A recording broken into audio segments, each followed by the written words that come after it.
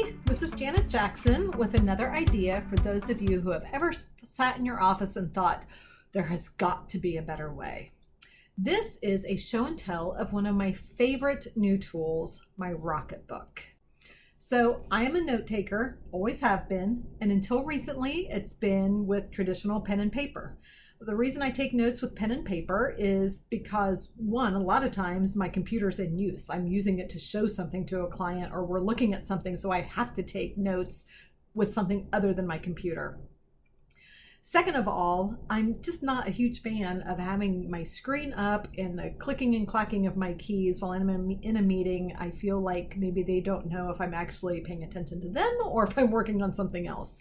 So I just like the process of taking notes. So though I'm not trying to push anyone to being paperless, there are pitfalls with the paper and pen, traditional paper and pen method. I've experienced it recently. I went all the way down to a client an hour away and realized I'd grabbed the wrong client binder. And I'm like, never again. I was able to make it all work. A lot of my stuff's in the cloud, so it was all fine. But I'm like, never again. I want to always have my notes with me digitally. So the other pitfall with paper, traditional pen and paper, is they're just not as convenient to retrieve. So they're not as retrievable, and they're definitely not searchable. And lastly, they're typically, unless you invest in recycled paper, they're made from trees. The solution for me has been my Rocketbook. I'll show you. This is the front of the Rocketbook, and then this is a page from the Rocketbook. So it's spiral bound. It's got grids you can't see, but there's grids to help me write straight across the page. But it's been the perfect solution for me because it is the art and act of note taking with pen and their special pen, with the functionality and ability to upload it and keep it digital. And when I'm done, I just wipe it clean. So how it works is you jot your notes in this special book using their special pen. They have lots of different sizes and styles of books. I believe they have different colors of pens, and you just, carry those with you wherever you go. And you take your notes. And then as you're taking your notes and you're finished, then you'll jump on your smartphone with the Rocketbook app.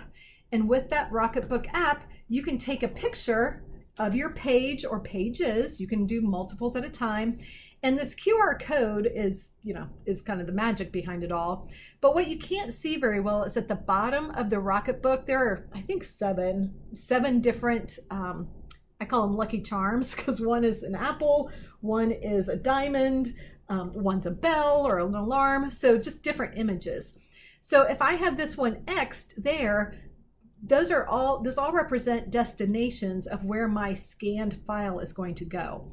So unlike scanning from your scanner or copier where it just goes into your scans space and now you have to move it, this is going to go directly to where you want it to go. Or it can get emailed. If you are taking notes and you want them emailed to yourself, you can do that. You could email them to someone else. If you're taking notes and you have an assistant who helps process those notes, you could email them to that person. So you can have, I believe I'm not going to count right now, but I think it's 7 destinations that you can scan to. But if you forget to mark your symbol, or if it doesn't read it at all during the scanning process with your app, scanning and sending process, you can identify the destination. They're not going to get lost. Now, one thing that I do is once I've confirmed that they scanned correctly, I got all my pages that I want, nothing was truncated.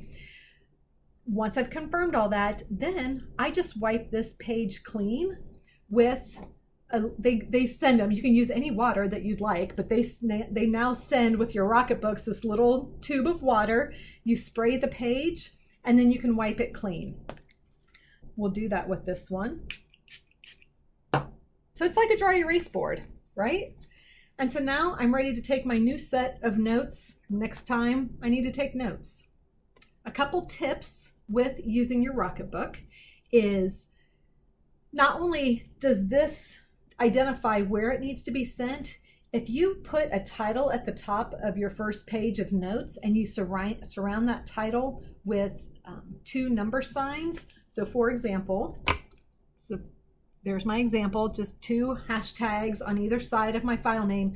The software's smart enough to say, okay, you want me to send it there, and the file name gets this.